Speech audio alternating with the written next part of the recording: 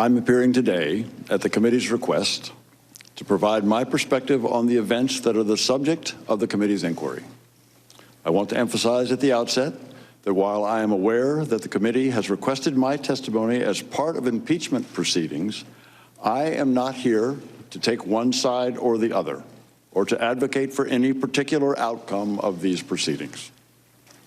My sole purpose is to provide facts as I know them about the incidents in question, as well as my views about the strategic importance of Ukraine to the United States. By way of background, it has been a privilege for me to serve our country and the American people for more than 50 years, starting as a cadet at West Point, as you have mentioned, Mr. Chairman, then as an infantry officer for 6 years, including with the 101st Airborne Division in Vietnam, then at the Department of Energy, then as a member of a Senate staff, then at NATO, then with the State Department here and abroad in Afghanistan, Iraq, Jerusalem, and Ukraine. I retired from the State Department in 2009 to join the United States Institute of Peace. I'm neither a career member of the Foreign Service nor of the Civil Service. I am nonpartisan and have been appointed to my positions by every president from President Reagan to President Trump. Let me summarize my main points. First, Ukraine is a strategic partner of the United States, important for the security of our country, as well as Europe. Ukraine is on the front line in the conflict with the newly aggressive Russia. Second, even as we sit here today, the Russians are attacking Ukrainian soldiers in their own country and have been for the last 4 years. I saw this on the front line last week. The day I was there, a Ukrainian soldier was killed and 4 were wounded. Third, the security assistance we provide is crucial to Ukraine's defense and to the protection of the soldiers I met on the front line last week. It demonstrates to Ukrainians and Russians that we are Ukraine's reliable strategic partner. It is clearly in our national interest to deter further Russian aggression. And finally, as the committee is aware, I wrote that withholding security assistance in exchange for help with a domestic political campaign in the United States would be crazy. I believed that then, and I believe it now. Let me tell you why. On May 28th of this year, I met with Secretary of State Mike Pompeo, who asked me to rejoin the State Department and return to Kyiv to lead our embassy in Ukraine. It was and is a critical time for U.S.-Ukraine relations. I had served as ambassador to Ukraine from 2006 to 2009. Having been nominated by George W. Bush, and in the intervening 10 years had stayed engaged with Ukraine. Across the responsibilities I have had in public service, Ukraine is the highlight. And so Secretary Pompeo's offer to return as chief of mission was compelling.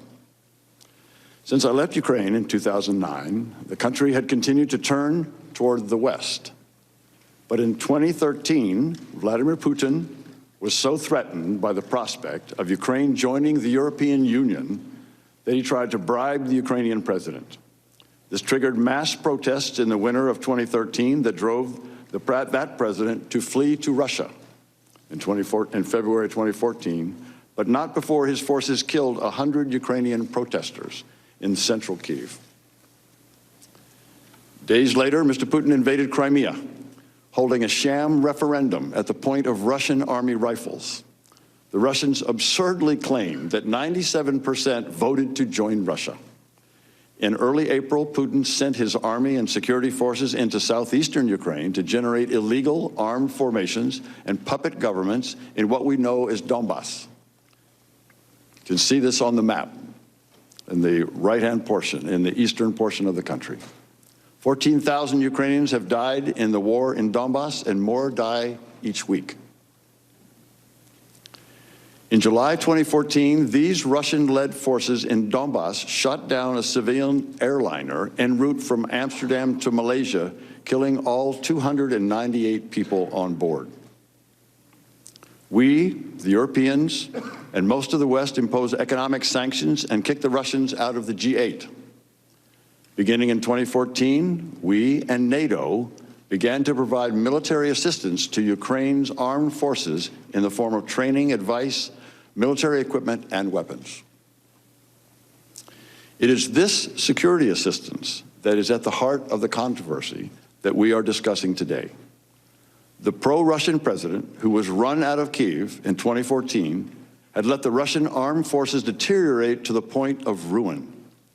In response to the Russian invasion, the new Ukrainian authorities, with an amazing outpouring of support from regular Ukrainian people, rebuilt the army, nearly from scratch, spending more than 5% of Ukrainian GDP on defense since the war started. The whole Ukrainian nation fiercely responded to the Russian attack. The nation united like never before. A ragtag army developed into a strong fighting force, and the United States played a vital role. Since 2014, you and Congress have provided over $1.6 billion in military assistance to Ukraine. The security assistance provides small unit training at an army base near Lviv, in the western of the country. It provides ambulances, night vision devices, communications equipment, counter-battery radar, Navy ships, and finally, weapons. This security assistance demonstrates our commitment to resist aggression and defend freedom. During the 2014 to 2016 period, I was serving outside of government and joined two other former ambassadors to Ukraine in urging the Obama administration officials at the State Department, Defense Department, and other agencies to provide lethal defensive weapons to Ukraine in order to deter further Russian aggression. I also supported much stronger sanctions on Russia. I was pleased when the Trump administration provided Javelin anti-tank missiles and enacted stronger sanctions. All to say, I cared about Ukraine's future and the important U.S. interests there. So when Secretary Pompeo asked me to go back to Kyiv, I wanted to say yes, but it was not an easy decision. The former ambassador, Masha Ivanovich, has been treated poorly, caught in a web of political machinations both in Kyiv and in Washington. I feared that those problems were still present. I consulted both my wife and a respected former senior Republican official who has been a mentor. I will tell you that my wife, in no uncertain terms, strongly opposed the idea. The mentor counseled, if your country asks you to do something, you do it if you can be effective. I could be effective only if the U.S. policy of strong support for Ukraine, strong diplomatic support, along with robust security, economic, and technical assistance were to continue. And if I had the backing of the Secretary of State to implement that policy. And I worried about what I had heard concerning the role of Rudy Giuliani, who had made several controversial statements about Ukraine and U.S. policy toward the country.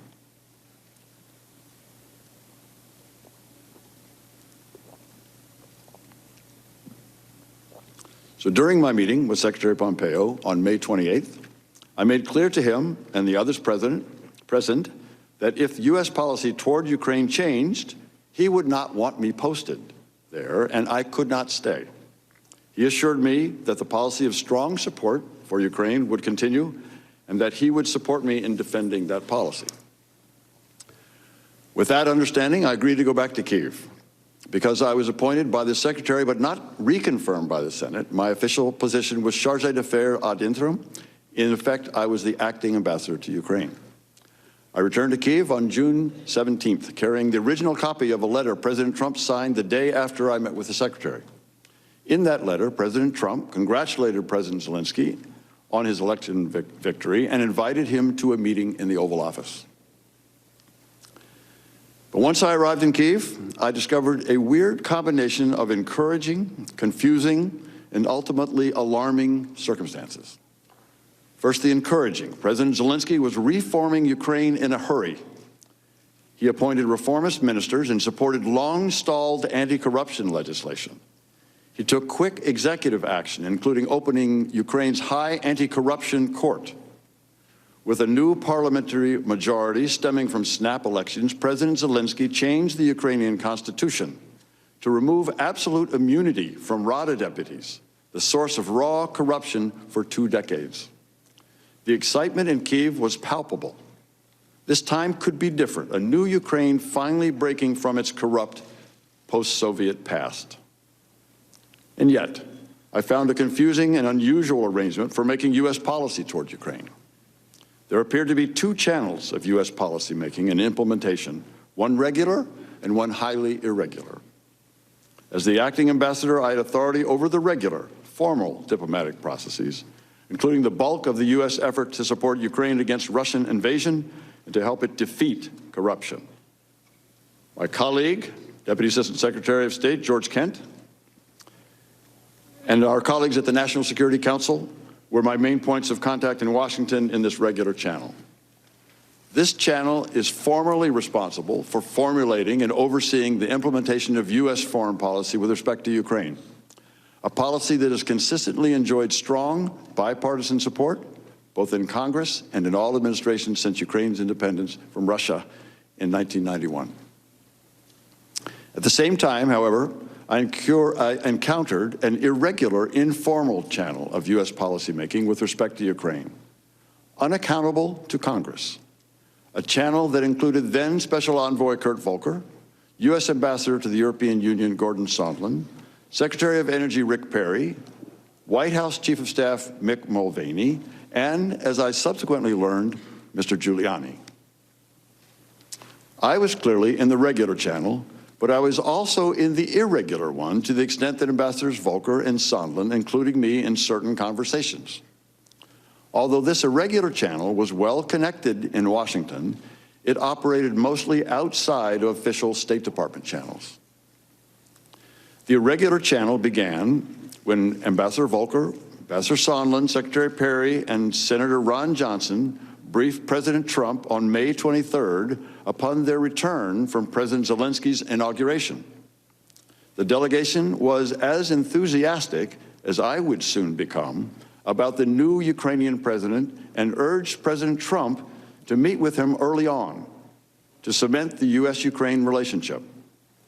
But from what I understood from the participants, President Trump did not share their enthusiasm for a meeting with President Zelensky. When I arrived in Kyiv, the actions of both the regular and the irregular channels of foreign policy appeared to serve the same goal, a strong U.S.-Ukraine partnership. But it became clear to me by August that the channels had diverged in their objectives. As this occurred, I became increasingly concerned. In late June, both channels were trying to facilitate a visit by President Zelensky to the White House for a meeting with President Trump, which President Trump had promised in his congratulatory letter of May 29th. The Ukrainians were clearly eager for the meeting to happen. But during my subsequent communications with Ambassadors Volker and Sondland, they relayed to me that the President wanted to hear from Zelensky before scheduling the meeting in the Oval Office. It was not clear to me what this meant. On June 27th, Ambassador Sondland told me during a phone conversation that President Zelensky needed to make clear to President Trump that he, President Zelensky, was not standing in the way of investigations. I sensed something odd when Ambassador Sondland told me on June 28th that he did not wish to include most of the regular interagency participants in a call planned with President Zelensky later that day. Ambassador Sondland, Ambassador Volker, Secretary Perry, and I were on this call, dialing in from different locations.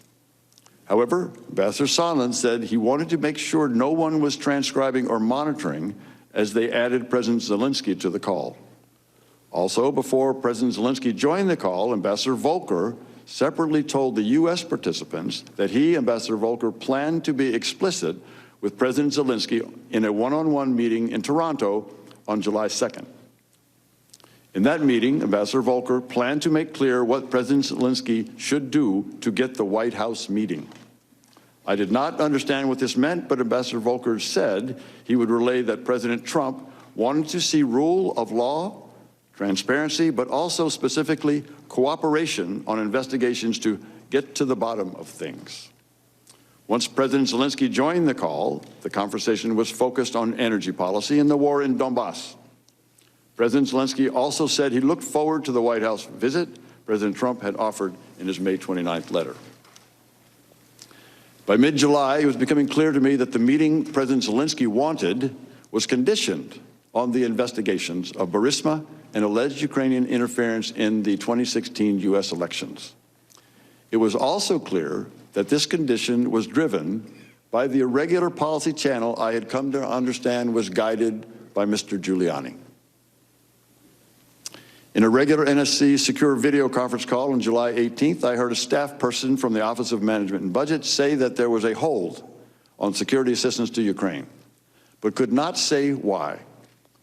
Toward the end of an otherwise normal meeting, a voice on the call, the person was off screen, said that she was from OMB and her boss had instructed her not to approve any additional spending on security assistance for Ukraine until further notice. I and others sat in astonishment. The Ukrainians were fighting Russians and counted on not only the training and weapons, but also the assurance of U.S. support. All that the OMB staff person said was that the directive had come from the President to the Chief of Staff to OMB. In an instant, I realized that one of the key pillars of our strong support for Ukraine was threatened. The irregular policy channel was running contrary to the goals of long-standing U.S. policy. There followed a series of NSC-led interagency meetings, starting at the staff level and quickly reaching the level of cabinet secretaries. At every meeting, the unanimous conclusion was that the security assistance should be resumed, the hold lifted. At one point, the Defense Department was asked to perform an analysis of the effectiveness of the assistance. Within a day, the Defense Department came back with the determination that the assistance was effective and should be resumed. My understanding was that the Secretaries of Defense and State, the CIA Director, and the National Security Advisor sought a joint meeting with the President to convince him to release the hold, but such a meeting was hard to schedule, and the hold lasted well into September.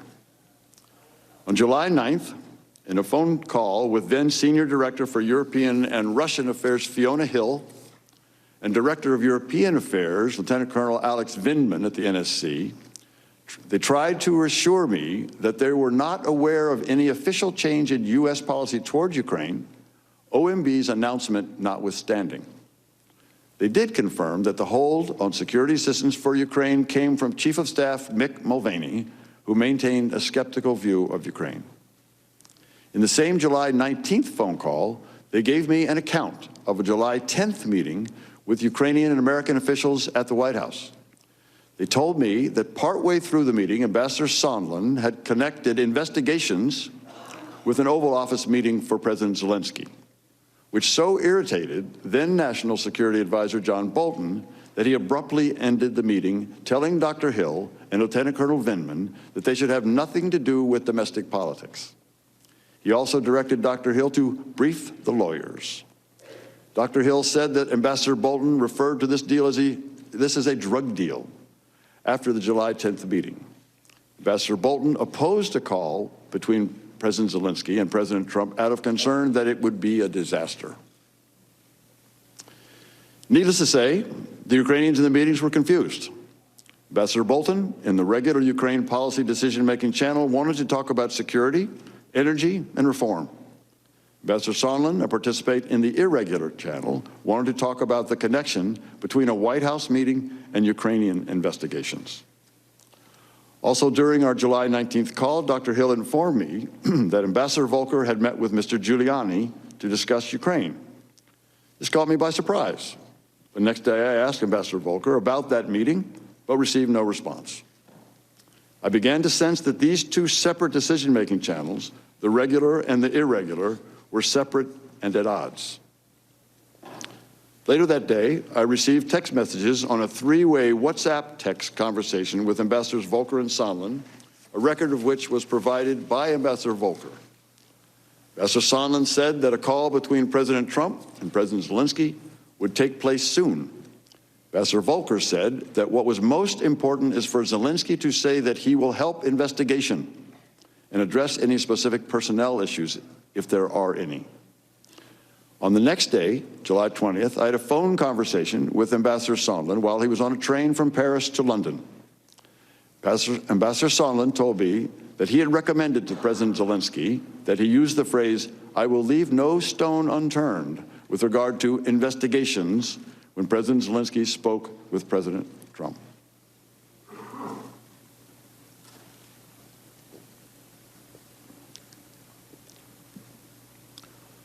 Also, on July 20th, I had a phone conversation with Alexander Danylyuk, President Zelensky's national security advisor, who emphasized that President Zelensky did not want to be used as an instrument in a U.S. re-election campaign. The next day, I texted both Ambassadors Volker and Sondland about President Zelensky's concern. On July 25th, President Trump and President Zelensky had the long-awaited phone conversation. Even though I was acting ambassador and was scheduled to meet with President Zelensky along with Ambassador Volker the following day, I received no readout of the call from the White House. The Ukrainian government issued a short, cryptic summary. During a previously planned July 26 meeting, President Zelensky told Ambassador Volker and me that he was happy with the call, but did not elaborate. President Zelensky then asked about the face-to-face meeting in the Oval Office as promised in the May 29th letter from President Trump. We could give him no firm answer. After our meeting with President Zelensky, Ambassador Volker and I traveled to the front line in northern Donbass to receive a briefing from the commander of forces on the line of contact. Arriving for the briefing in the military headquarters, the commander thanked us for the security assistance. But I was aware that this assistance was on hold, which made me uncomfortable. Ambassador Volker and I could see the armed and hostile Russian-led forces on the other side of the damaged bridge across the line of contact. Russian-led forces continue to kill Ukrainians in the war, 1 or 2 a week. More Ukrainians would undoubtedly die without the U.S. assistance. Although I spent the morning of July 26 with President Zelensky and other Ukrainian officials, the first summary of the July 25th Trump-Zelensky call that I heard from anybody inside the U.S. government was during a phone call I had with Tim Morrison, Dr. Hill's recent replacement at the NSC, on July 28th.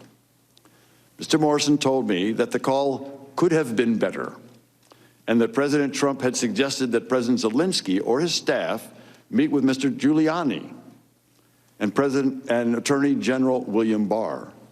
I did not see any official readout of the call until it was publicly released on September 25th. By August, I was becoming more concerned. On August 16th, I exchanged text messages with Ambassador Volker in which I learned that Andriy Yermak, a senior advisor to President Zelensky, had asked that the United States submit an official request for an investigation into Burisma's alleged violations of Ukrainian law, if that is what the United States desired.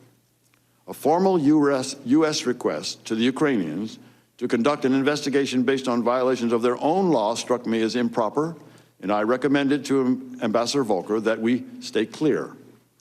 To find out the legal aspects of the question, however, I gave him the name of a Deputy Assistant Attorney General whom I thought would be the proper point of contact for seeking a U.S. request for a foreign investigation. By mid-August, because the security assistance had been held for over a month for no reason that I could discern, I was beginning to fear that the long-standing U.S. policy of support for Ukraine was shifting.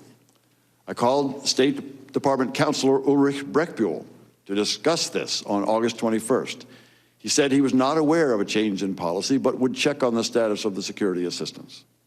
My concern deepened the next day on August 22nd during a phone conversation with Mr. Morrison. I asked him if there had been a change in policy of strong support for Ukraine, to which he responded, "It remains to be seen." He also told me during this call that the president doesn't want to provide any assistance at all. That was extremely troubling to me, as I had told Secretary Pompeo in May, if the policy of strong support for Ukraine were to change, I would have to resign. Based on my call with Mr. Morrison, I was preparing to do so. Just days later, on August 27th, Ambassador Bolton arrived in Kyiv and met with President Zelensky. During their meeting, security assistance was not discussed. As far as I knew, the Ukrainians were not aware of the hold until August 29th. I, on the other hand, was all too aware of and still troubled by the hold. Near the end of Ambassador Bolton's visit, I asked to meet him privately, during which I expressed to him my serious concern about the withholding of military assistance to Ukraine while the Ukrainians were defending their country from Russian aggression. Ambassador Bolton recommended that I send a first-person cable to Secretary Pompeo directly, relaying my concerns. I wrote and transmitted such a cable on August 29th describing the folly I saw in withholding military aid to Ukraine at a time when hostilities were still active in the East and when Russia was watching closely to gauge the level of American support for the Ukrainian government. The Russians, as I said at my deposition, would love to see the humiliation of President Zelensky at the hands of the Americans. I told the Secretary that I could not and would not defend such a policy. Although I received no specific response, I heard that soon thereafter, the Secretary carried the cable with him to a meeting at the White House focused on security assistance for Ukraine. The same day that I sent my cable to the Secretary, Mr. Yermak contacted me very concerned, asking about the withheld security assistance. The hold that the White House had placed on assistance had just been made public that day in a Politico story. At that point, I was embarrassed that I could give him no explanation for why it was withheld. It had still not occurred to me that the hold on security assistance could be related to the investigations. That, however, would change. On September 1st, just 3 days after my cable to Secretary Pompeo, President Zelensky met Vice President Pence at a bilateral meeting in Warsaw. President Trump had planned to travel to Warsaw, but at the last minute had canceled because of Hurricane Dorian. Just hours before the Pence-Zelensky meeting, I contacted Mr. Daniluk to let him know that the delay of U.S. assistance was an all-or-nothing proposition in the sense that if the White House did not lift the hold prior to the end of the fiscal year, September 30th, the funds would expire and Ukraine would receive nothing. I was hopeful that at the bilateral meeting, or shortly thereafter, the White House would lift the hold, but this was not to be. On the evening of September 1st, I received a readout of the Pence-Zelensky meeting over the phone from Mr. Morrison, during which he told me that President Zelensky had opened the meeting by immediately asking Vice President about the security cooperation. The Vice President did not respond substantively, but said that he would talk to President Trump that night. The Vice President did say that President Trump wanted the Europeans to do more to support Ukraine and that he wanted the Ukrainians to do more to fight corruption. During the same phone call with Mr. Morrison, he described a conversation Ambassador Sondland had with Mr. Yermak in Warsaw. Ambassador Sondland told Mr. Yermak that the security assistance money would not come until President Zelensky committed to pursue the Burisma investigation. I was alarmed by what Mr. Morrison told me about the Sondland-Yermak conversation. I understand that Mr. Morrison testified at his deposition that Ambassador Sondland proposed it might be sufficient for the Ukrainian Prosecutor General to commit to pursue the investigations, as opposed to President Zelensky. But this was the first time that I had heard that the security assistance, not just the White House meeting, was conditioned on the investigations. Very concerned, on that same day, September 1st, I sent Ambassador Sondland a text message asking if we are now saying that the security assistance and a White House meeting are conditioned on investigations. Ambassador Sondland responded asking me to call him, which I did. During that phone call, Ambassador Sondland told me that President Trump had told him that he wants President Zelensky to state publicly that Ukraine will investigate Burisma and alleged Ukrainian interference in the 2016 election. Ambassador Sondland also told me that he now recognized that he had made a mistake by earlier telling Ukrainian officials that only a White House meeting with President Zelensky was dependent on a public announcement of the investigations. In fact, Ambassador Sondland said, everything was dependent on such an announcement, including security assistance. He said that President Trump wanted President Zelensky in a public box by making a public statement about ordering such investigations. In the same September 1st call, I told Ambassador Sondland that President Trump should have more respect for another head of state, and that what he described was not in the interest of either President Trump or President Zelensky. At that point, I asked Ambassador Sondland to push back on President Trump's demand. Ambassador Sondland pledged to try. I suggested the possibility that Ukrainian Prosecutor General, rather than President Zelensky, would make a statement about the investigations, potentially in coordination with Attorney General Barr's probe into the investigation of interference in the 2016 elections. The next day, September 2nd, Mr. Morrison called to inform me that Mr. Daniluk had asked him to come to his hotel in Warsaw. Mr. Daniluk expressed President Zelensky's concern about the possible loss of U.S. support for Ukraine. In particular, Mr. Morrison relayed to me that the inability of any U.S. officials to respond to the Ukrainians' explicit questions about security assistance was troubling them. I was experiencing the same tension in my dealings with the Ukrainians, including a meeting I had had with the defense minister that day. On September 5th, I accompanied Senators Johnson and Murphy during their visit to Kyiv. When we met with President Zelensky, his first question to the senators was about the withheld security assistance. My recollection of the meeting is that both senators stressed that bipartisan support for Ukraine in Washington was Ukraine's most important strategic asset, and that President Zelensky should not jeopardize that bipartisan support by getting drawn into U.S. domestic politics. I had been making, and continue to make, this point to all of my official Ukrainian contacts. But the odd push to make President Zelensky publicly commit to investigations of Burisma and alleged interference in the 2016 election showed how the official foreign policy of the United States was undercut by the irregular efforts led by Mr. Giuliani. 2 days later, September 7th, I had a conversation with Mr. Morrison in which he described a phone conversation earlier that day between Ambassador Sondland and President Trump.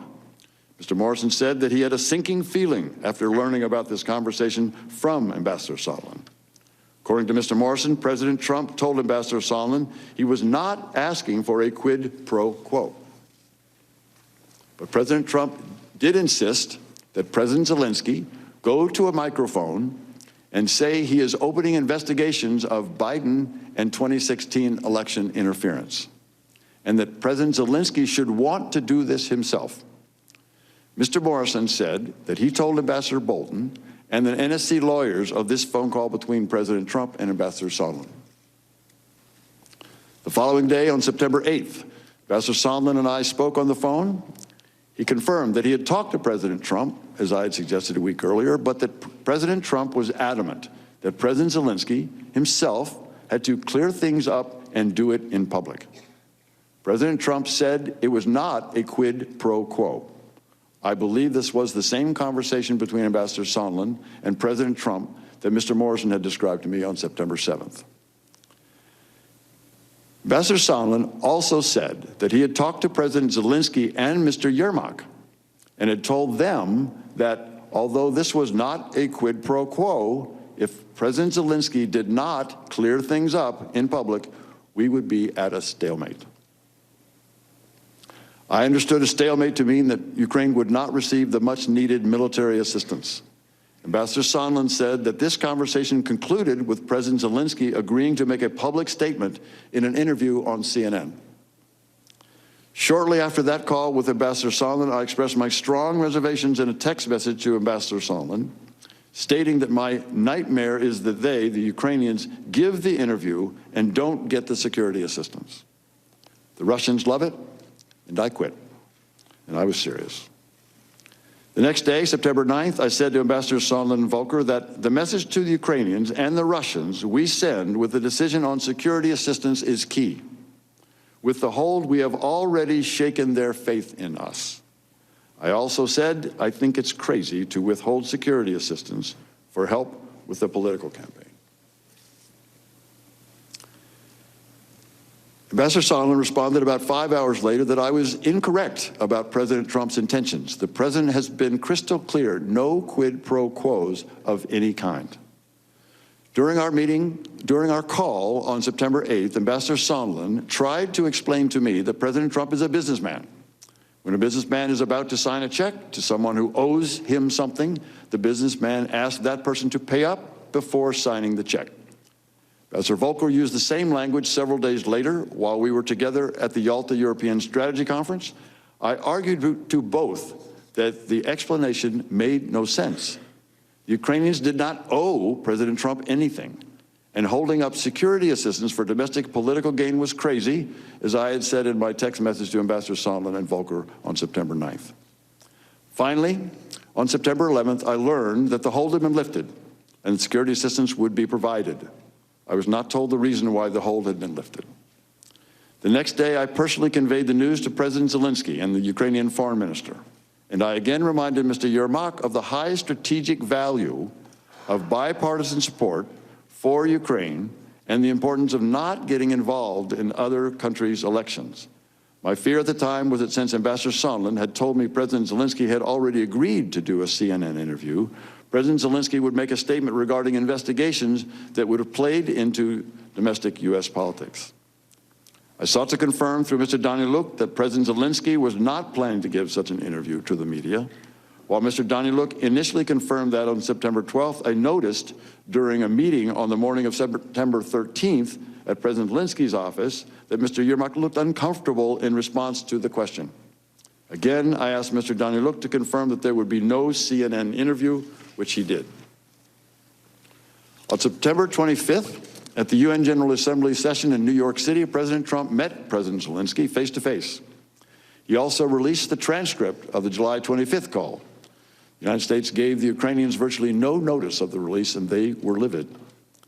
Although this was the first time I had seen the details of President Trump's July 25th call with President Zelensky, in which he mentioned Vice President Biden, I had come to understand well before then that investigations was a term Ambassadors Volker and Sondland used to mean matters related to the 2016 elections and to investigations of Burisma and the Bidens.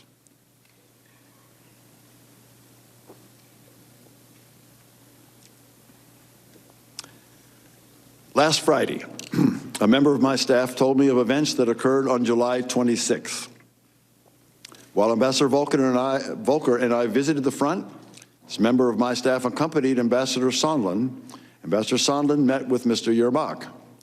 Following that meeting, in the presence of my staff at a restaurant, Ambassador Sondland called President Trump and told him of his meetings in Kyiv. The member of my staff could hear President Trump on the phone asking Ambassador Sondland about the investigations. Ambassador Sondland told President Trump the Ukrainians were ready to move forward.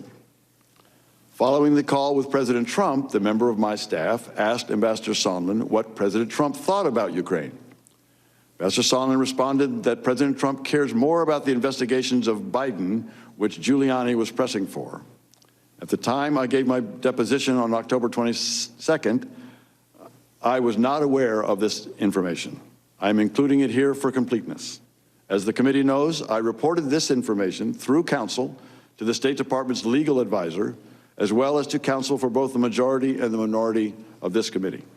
It is my understanding that the committee is following up on this matter.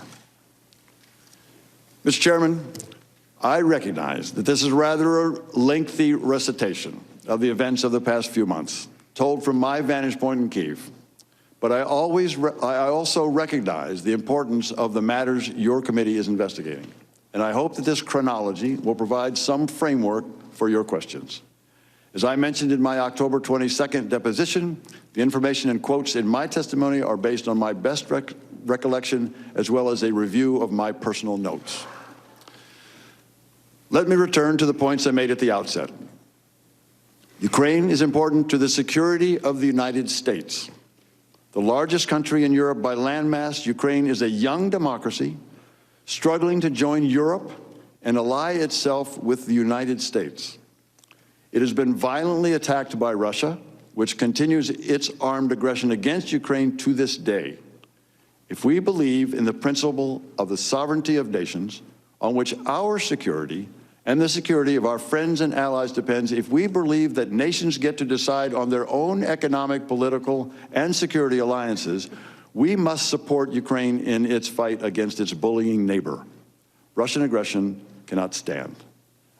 Republican and Democratic administrations over 3 decades have been generous with assistance funding, both civilian and military, and political support.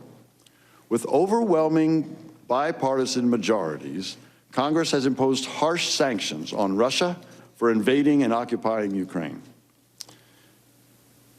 Mr. Chairman, there are 2 Ukraine stories today. The first is the one we're discussing this morning that you have been hearing about for the past 2 weeks.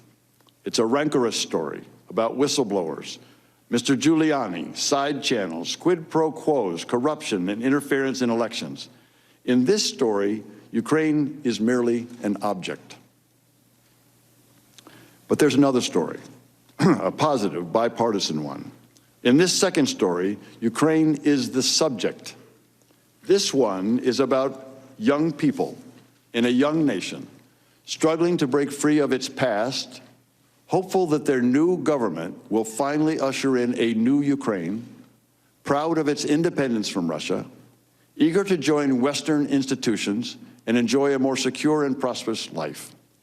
This story describes a nation developing an inclusive democratic nationalism, not unlike what we in America, in our best moments, feel about our diverse country. Less concerned about what language we speak, what religion, if any, we practice, where our parents and grandparents came from, more concerned about building a new country. And I'm now looking forward to your questions.